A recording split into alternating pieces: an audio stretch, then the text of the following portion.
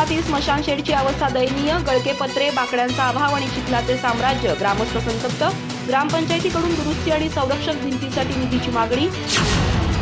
चंदगड तालुक्यातील कुदनूर गावातील स्मशानशेडची अवस्था अत्यंत दयनीय झाली असून पावसाळ्यात नागरिकांना प्रचंड त्रास सहन करावा लागतोय.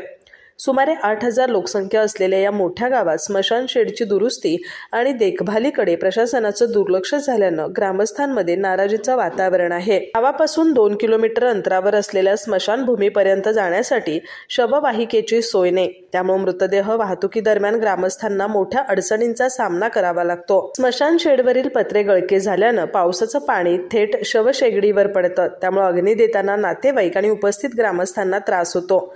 शेडमध्ये बसण्यासाठी बाकड्यांची सुविधा नाही, तसंच पावसाळ्यात उभं राहण्यासाठी संरक्षणात्मक जागाही उपलब्ध नाही. फरशी नसल्यानं चिखलाचं साम्राज्य निर्माण झालंय. गटार व्यवस्थेअभावी पावसाचं पाणी साचून राहतं. स्मशानभूमीत दिवाबत्तीचा अभाव असून चारही बाजूनी भटक्या कुत्र्यांचा वावर वाढलाय. संरक्षक भिंतींचा अभाव ही देखील मोठी समस्या ठरतेय. ग्रामस्थांचं म्हणणं आहे की स्मशानभूमी ही गावातील प्रत्येक नागरिकाच्या अंतिम प्रवासाची जागा आहे. त्यामुळे ती स्वच्छ, सुरक्षित आणि सन्मानजनक असणं आवश्यक आहे.